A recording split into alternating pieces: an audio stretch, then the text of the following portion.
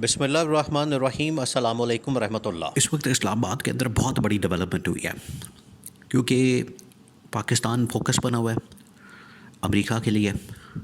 इमरान खान की वजह से। इमरान खान ही अब इस वक्त वो वाहिद रीज़न है बचा है जिसकी वजह से पाकिस्तान आलमी तवज्जो हासिल कर रहा है। आलमी तवज्जो, वो चाहे मिलिट्री कोच का मामला हो, 9 मई और 26 नवंबर का वाक़या हो, या फिर रिचर्ड गिरनल और डोनाल्ड ट्रंप का मामला हो। ये तमाम की तमाम जो चीज़ें हैं वो आखिरकार इमरान खान के ऊपर आके शुरू होती हैं और ख़त्म होती हैं।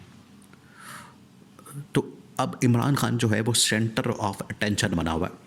आलमी ताकतों के लिए भी, पाकिस्तान के अंदर भी, पाकिस्तान के इस्टेब्लिशमेंट के लिए भी। अब अमरीकी सदर की जानिब से बड़ा ही खुफिया किस्म का पैगाम निकला है, अमरीकी इंतज़ामिया की जानिब से आप कह लें, क्योंकि वहाँ पर हो रही है इंतज़ामिया चेंज, एक तब्दीली आ रही है और ये अगले महीने तब्दीली आ जा रही है 20 जनवरी को। उससे पहले आपको पता है कि ये जो इंतज़ामिया आ रही है डोनाल्ड ट्रंप की, तो कुछ चेंजिंग की जा रही हैं। ये जो अमरीकी सफ़ीर है, अमरीकी सफ़ीर को अब बहुत बड़ी बड़ी ज़िम्मेदारियाँ मिल चुकी हैं और उसके अंदर रिपोर्टिंग से लेकर पाकिस्तान के जो हालात व वाक़यात हैं उनकी रिपोर्टिंग से लेकर इमरान खान की रिहाई तक के सारे मामलात को देखना, इनको डील करना, इनको मैनेज करना और इनके मुताबिक ब्रीफिंग देना और चीज़ें सारी उसके मुताबिक करना, ये अब अमरीकी सफ़ीर को इस हवाले से ज़िम्मेदारी और टास्क दिया गया। और ये नई आने वाली इंतज़ामिया की जानिब से देखिए, जिन दिनों में ये अमेरिका के ख़िलाफ़ रजीम चेंज ऑपरेशन किया गया अमेरिका की जानिब से इमरान खान के ख़िलाफ़, तो उसमें ये जो अमरीकी सफारत खाना है इस्लामाबाद के अंदर मौजूद, इसका बड़ा किरदार है, इसका बड़ा रोल है। वो इस तरह से कि अमरीकी सफारत खाने के अंदर ही ये मुलाकातें होती रहीं, वहीं से डॉलर्स निकाले गए, लिए गए, दिए गए, लोगों के अंदर बांटे गए। नून लीग और पीपल्स पार्टी के MNA, इनके दरमियान, सेनेटर्स के दरमियान डॉलर्स बांटे गए, लोगों की मंडियाँ लगाई गई, ख़रीद फ़रोख्त की गई, यहाँ पर लोगों के वोट ख़रीदे गए, तब जाके ये अदम एतमाद कामयाब हुआ। तो इसमें जो सबसे बड़ा जो एक प्लेटफॉर्म इस्तेमाल हो रहा था वो था अमरीकी सफारत खाना, और उस वक्त के सफ़ीर डोनाल्ड ब्लूम वो ये सारा कुछ कर रहे थे। इमरान खान PTI वाले इसके बारे में बात भी करते रहे, उन्होंने कहा भी, मुलाकातें भी जाके की, समझाने की कोशिश भी की, लेकिन आपको पता है फिर वहाँ जो बाइडन सदर बैठा हुआ था और यहाँ पर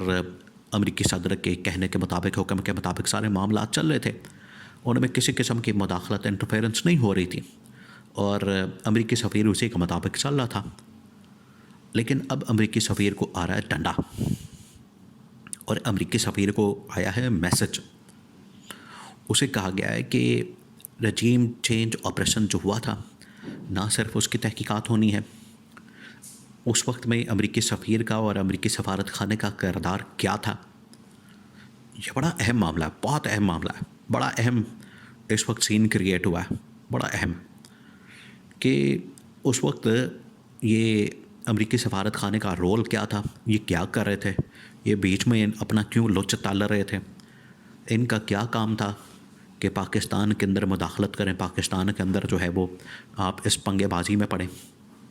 आप इस रौले में पड़े, आप इस स्यापे में पड़े। तो इसकी तो एक तहकीकात की जाए। ये रिचर्ड गिरनल ने भी कहा और डोनाल्ड ट्रंप भी इस बारे में आते साथ ही हुक्म देगा।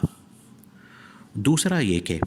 जो इस वक्त हालात बन चुके हैं पाकिस्तान के अंदर, सियासी मुआशी सूरत हाल है, और सबसे बढ़कर मिलिट्री कोर्ट्स, उनके जानिब से फ़ैसला आना इमरान खान के ख़िलाफ़, PTI के ख़िलाफ़, PTI के वर्कर कारकुन सपोर्टर्स के ख़िलाफ़, जहाँ पर तकरीबन कुछ 100 के करीब मुल्ज़मान को, किसी को 2 साल, किसी को 5 साल, किसी को 10 साल, और 10 साल जो है वो तो उम्र कैद तस्वुर की जाती है। तो एक बंदे को अगर गमला तोड़ने के ऊपर, शीशा तोड़ने के ऊपर, दीवार तोड़ने के ऊपर 10 साल यानी कि उम्र कैद की सज़ा सुना दी जाती है, तो ये किस किस्म का कानून है या किस किस्म का इंसाफ है। PTI तो इसके बारे में शोर मचा रही है, PTI क्योंकि इसकी विक्टिम है,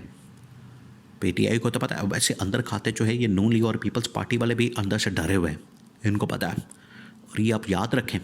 आज अगर ये मिलिट्री कोर्ट्स या फौजी अदालतों को सपोर्ट कर रहे हैं, जो अपने आप को बड़े जमहूरी